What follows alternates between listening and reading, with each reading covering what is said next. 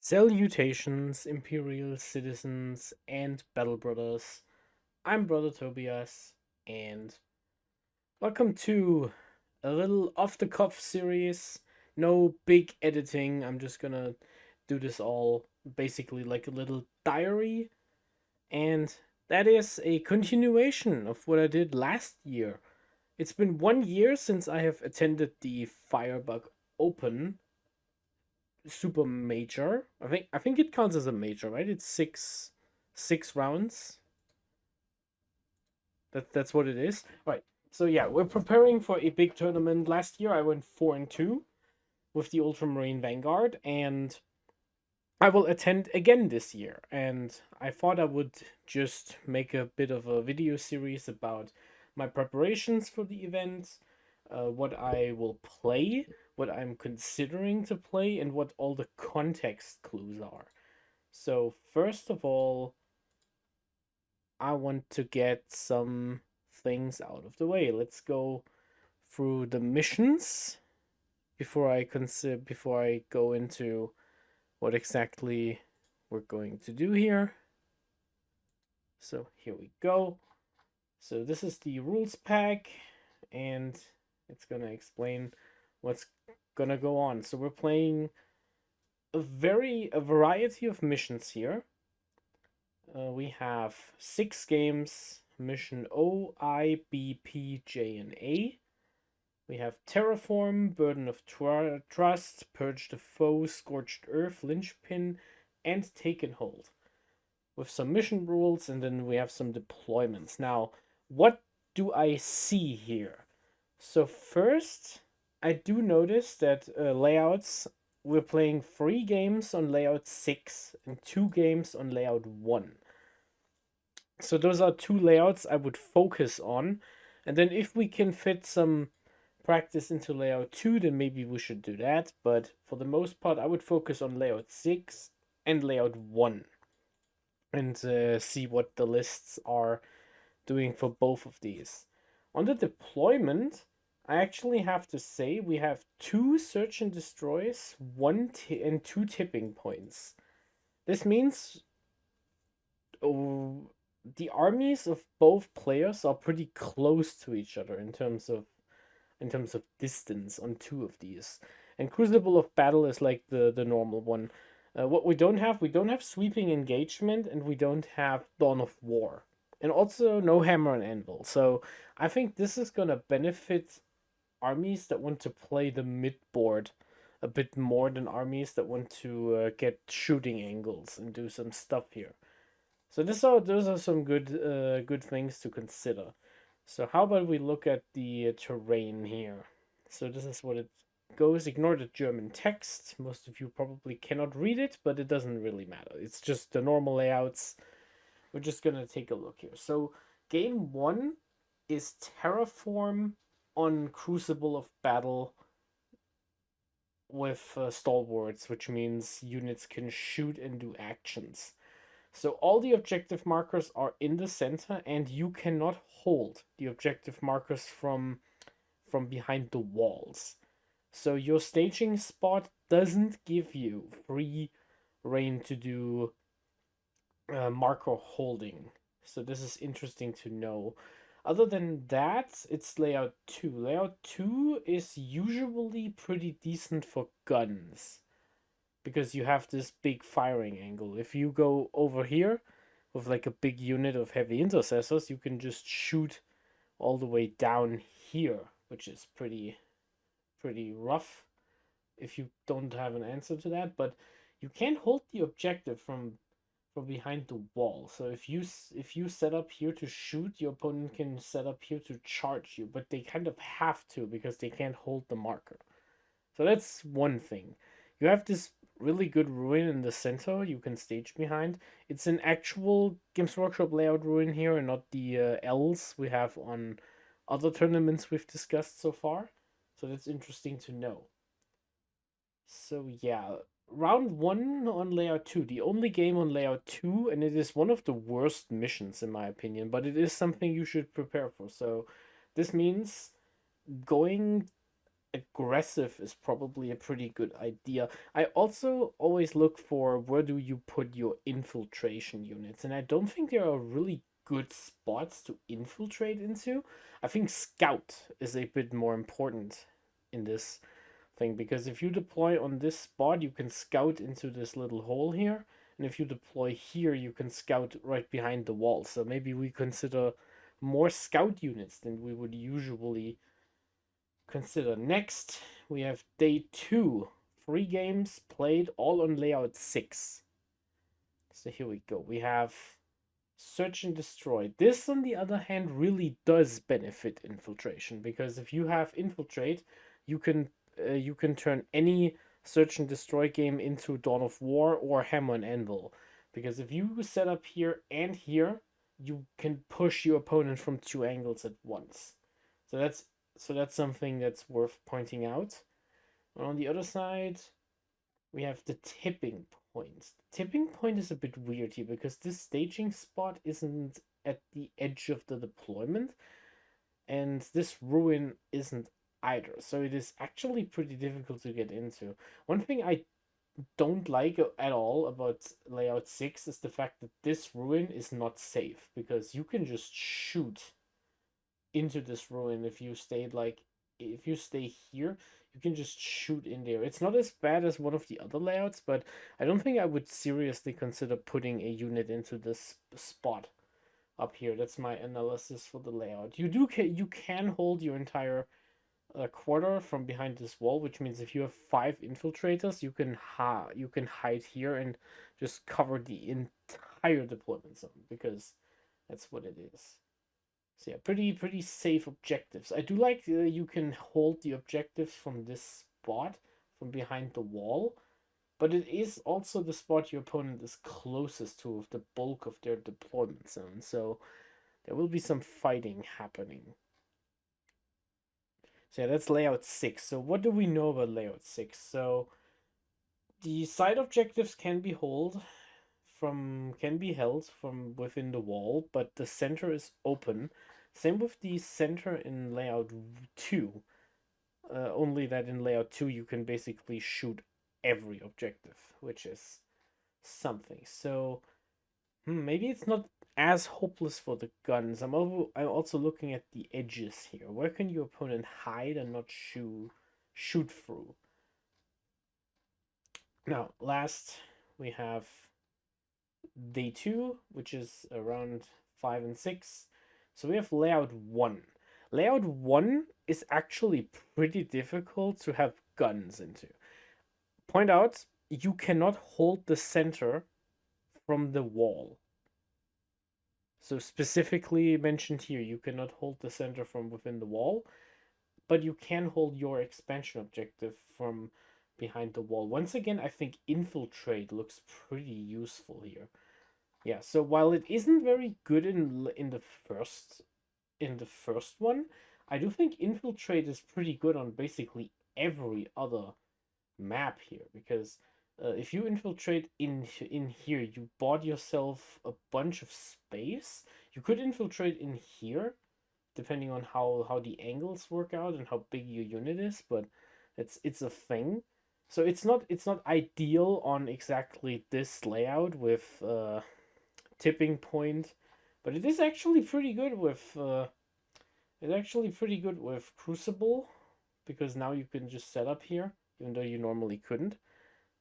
And it is really good with all of these search and destroy deployments. So, and obviously you can set up right in this center ruin if you have infiltrate, which sounds pretty useful. So yeah, the amount of search and destroy I see here makes me wonder if I should be infiltrating something significant, which of course I'm thinking mostly about the Vanguard spearhead here. So now this is all of the missions.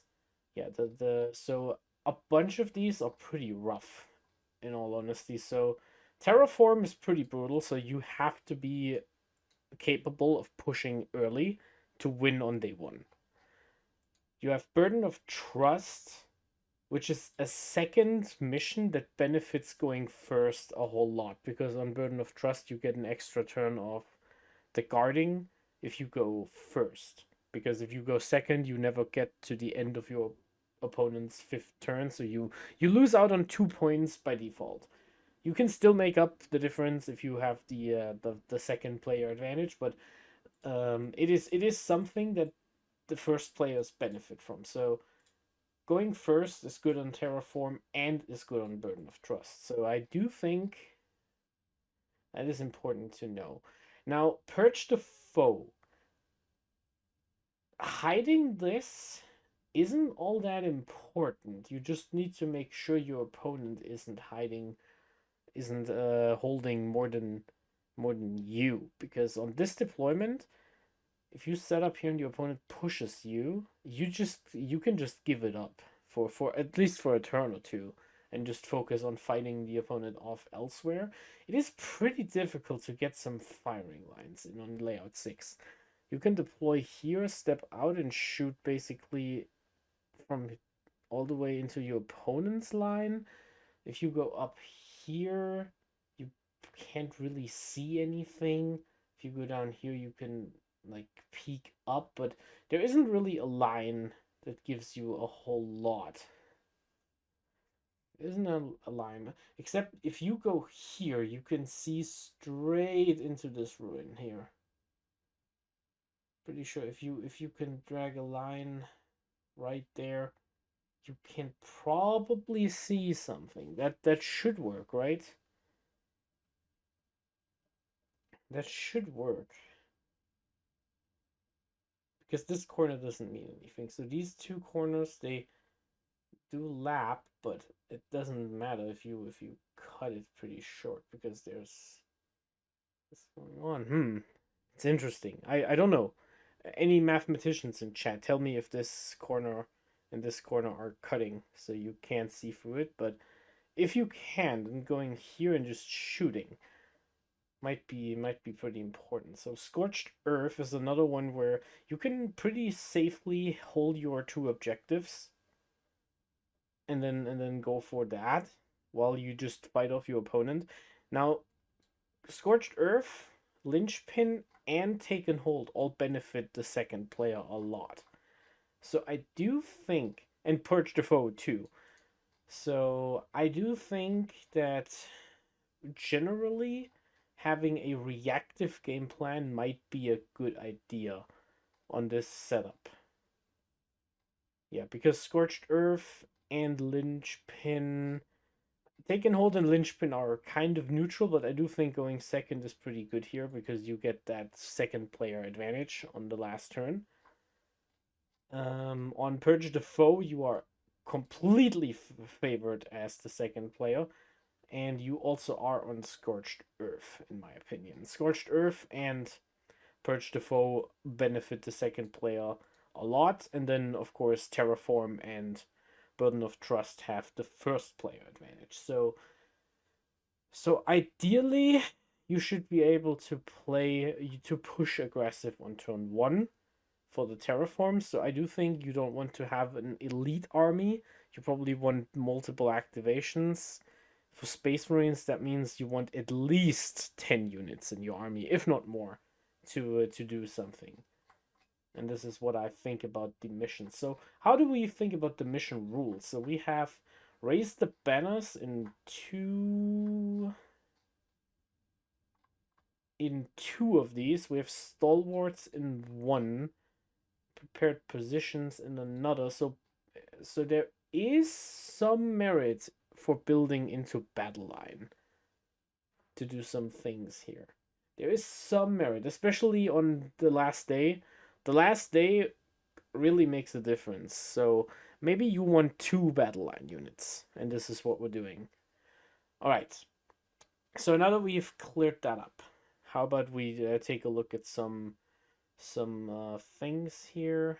Where do we start? I want to start with some things to type. So, what armies do I feel like I need to prepare for? In my opinion, demons, Inari, and surprisingly, knights are going to be pretty good here. So, demons just got a new detachment, and I think the demon detachment is actually really, really good. I think once one of the problems in the meta right now gets solved, I think the idea of just fighting a bunch of a bunch of greater demons with 50 Nurglings screening the entire table is pretty rough. So I do think you want enough shooting with multi-damage weapons that aren't exactly low volume. So you want high volume of like damage 2 and 3 to get through the demons. Inari is the exact opposite. Inari are going to move after you kill their units, so you want to be able to kill most of their army in one turn, or they will grind you out with extra movement and tricky plays. So you might have to play a bunch of units that can hit the opponent even though they're hiding, and some units that can do combat without actually doing something wrong. And then lastly, knights. I think knights are a bit of a sleeper because everyone teching for elves and their fast, cheap units is benefiting knights a whole lot because knights are getting away with having 14 vehicles in their list, and not enough people are bringing anti-tank. So one thing that is absent from this list is orcs, and we do have a thing here. Let me pull that up. That's a post from why do I have not wait do the border layer get that up? Here we go. So yeah, we do have a post from a limb head judge for most German events. It's basically saying that for the Alpine Cup and for a bunch of other tournaments, the Orc detachment Mordaka is under consideration for a ban in singles and teams events, and they're waiting for a hot fix or something. But if nothing changes, it might be banned, and the chances are not low that the Firebug Open will join this type of ruling here. There's no confirmation. Of course, this is just a guess, but I do think that with the writing is kind of on the wall. Just to say it, that I do not believe we will have to worry about orcs. So now, I will go in for my initial impulses here and open a new recruit. I have two lists I want to think about for my first two drafts to test with. I'm thinking about the Gladius and the Stormlands. Wait a second. Let's go for the text thing again. Where do I have it? Here we go.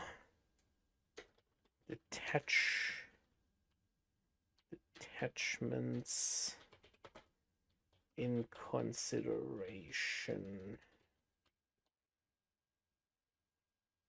Does that show up? If I pull it up, nope. Detachments in consideration. So I do think about the Gladius and the Vanguard. So these are the two detachments I'm thinking about. Now, why am I not thinking about the Anvil Siege Force and the Librarius Conclave? And the answer for that is pretty simple. I believe Desolation Marines are really good right now. I believe they do answer a lot of problems and they pose a problem for your opponent. They're also pretty difficult to counter because the only thing that really counters Desolation Marines are other units. Let's go here. Are other units with indirect fire and 2 damage. So the only thing that really hurts Desolation Marines are things like Plague Burst Crawlers and Whirlwinds. And I don't think people are playing these right now. I do know Death Guard is spamming vehicles, but sometimes they don't even run the crawlers. They run 9 predators, 3 drones, a bunch of brigands instead. So I do think Desolation Marines are well set up. And I did play Desolation Marines in my Anvil Siege Force and in my Librarius Conclave, but what is important is the terrain. So let's go and look at the terrain for the Firebug Open. We do have it. There was a slide about it, I think. Can I see it? Maybe have to open it with the Discord.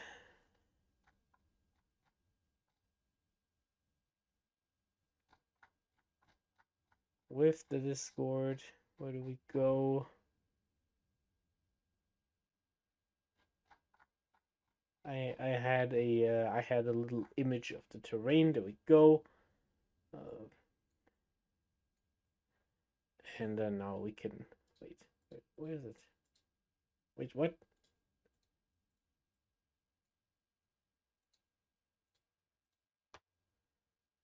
It's a goddamn web image. Whoever made this image format, I want to hit them with something. Okay, here we go. So this is the terrain. It is being used for the event. Just the L-shaped ruins with some little walls that are going to be placed on the small bases, and none of these have floors, like second floor, third floor, and so on. So there is no plunging fire. And I do think Desolation Marines require 1 pip of AP in order to make them work, which is why the detachments in consideration for me are the Gladius and the Vanguard, because both of these have a way to cheaply give the Desolation Marines an AP buff. This is where I'm at. So now we're going back to the lists. So here's what I'm considering. I have a bunch of stuff here going on.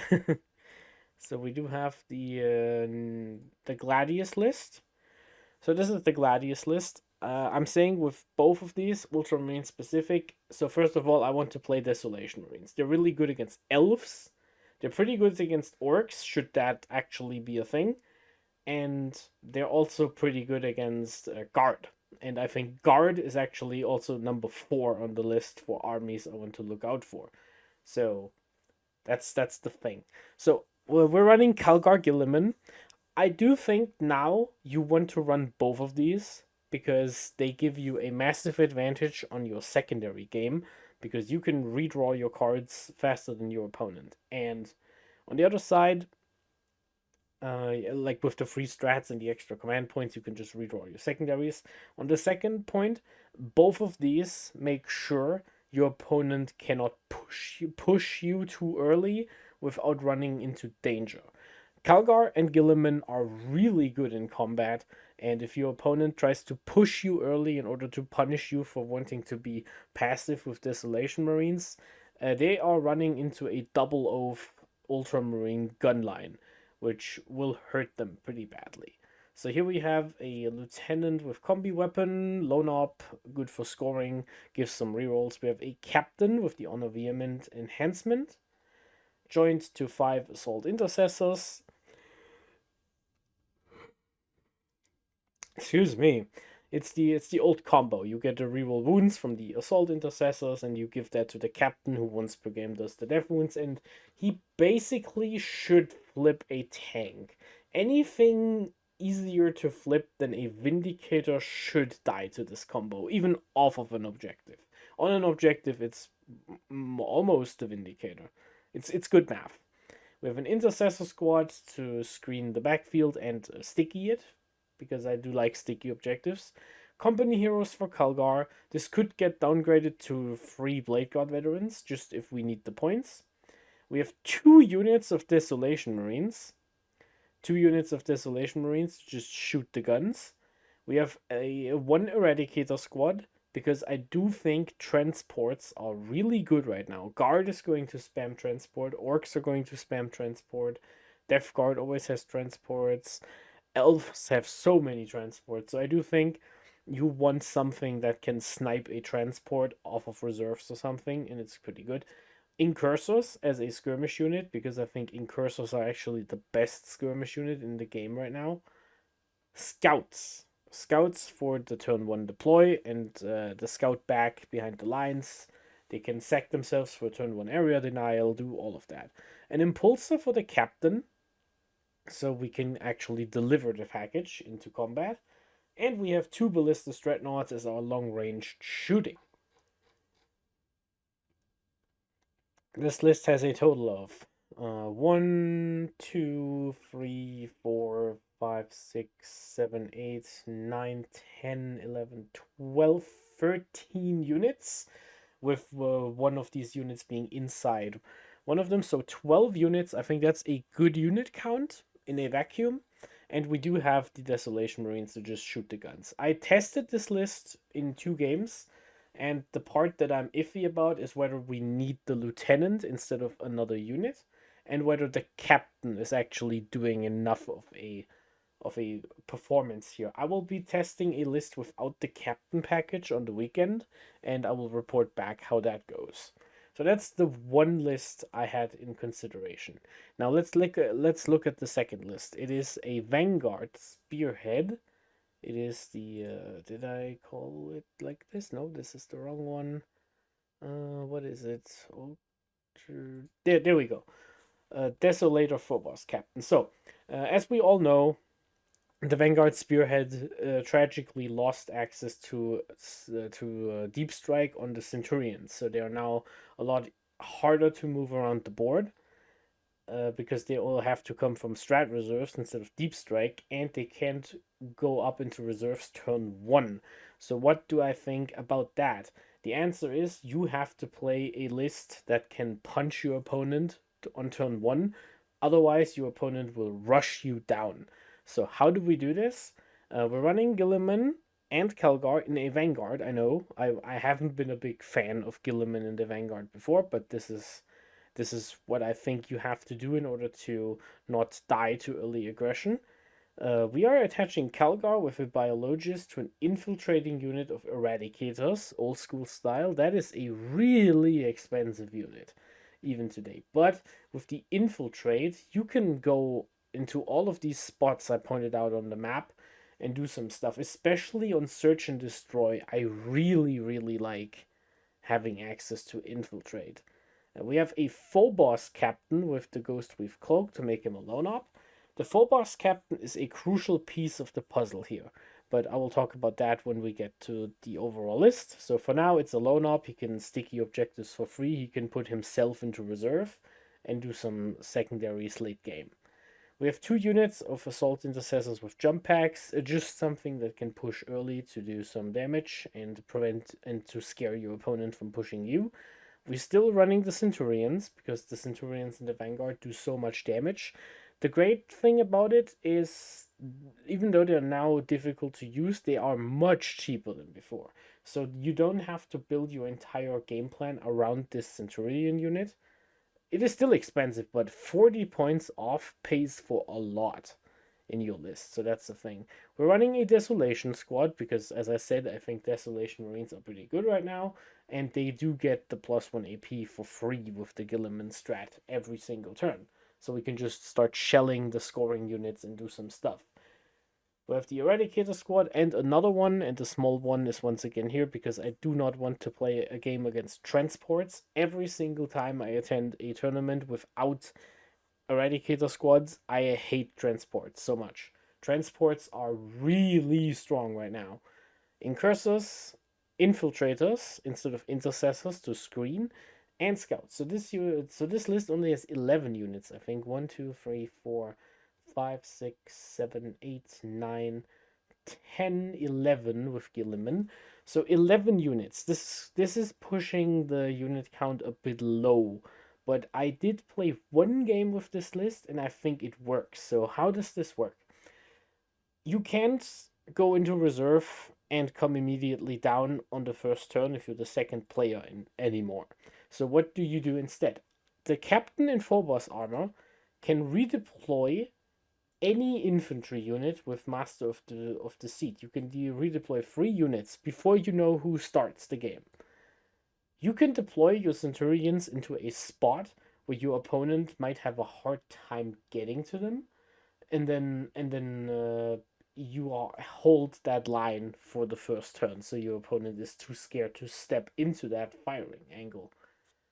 You can also put them back into reserves if there's nothing going on, like there's no good space for them to be, And it also allows you to get pretty crazy with your infiltrate.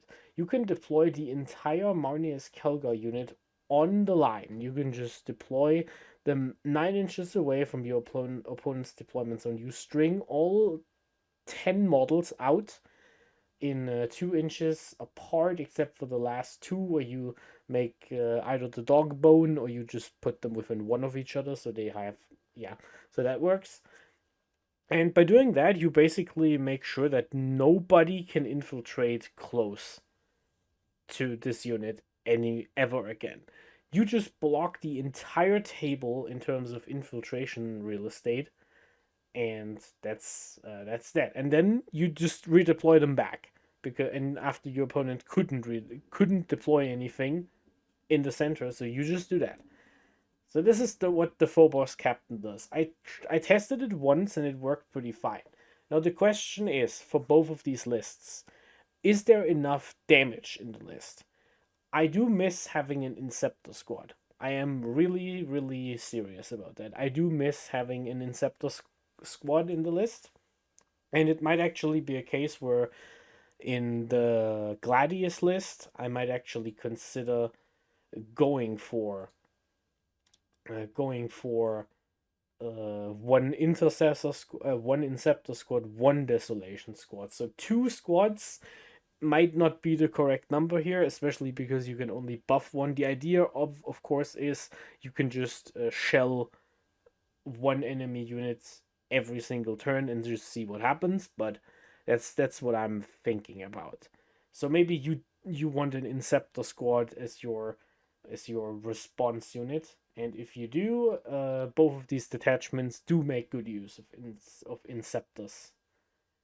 So that's number 1. Number 2, for the Vanguard, I am not entirely sure the terrain will work out for the Centurions. I don't mind this list balance right now. I wish I had one more unit in the list, but the only way to get it is to cut down on Marneus Calgar's unit here.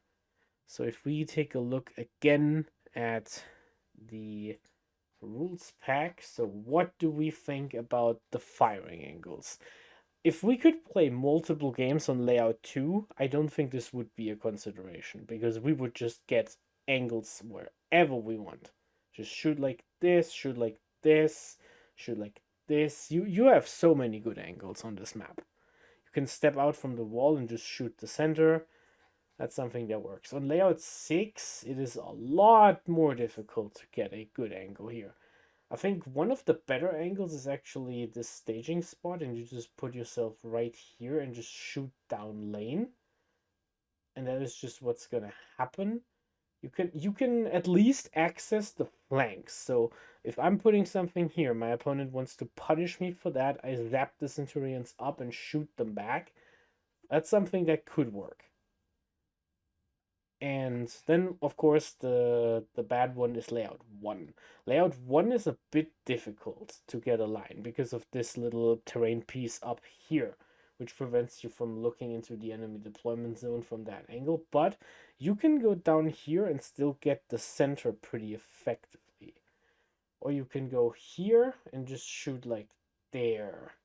You just have to make sure your Centurions are safe. And in order to do that, you have to threaten heroic intervention. You have to threaten yada, yada, yada. All of that kind of stuff. So, this is where I am. This is where I am right now. I will do some testing with the lists, do some adjustments, and I will report back in my second episode. Don't worry, this will not replace the more edited content I like to do for you, Battle Brothers, and it is just like a bonus thing. And I will make a full tournament report as I did last year after I'm done with the Firebug Open. So thank you so much for watching, and we march for my crag. Courage and honor.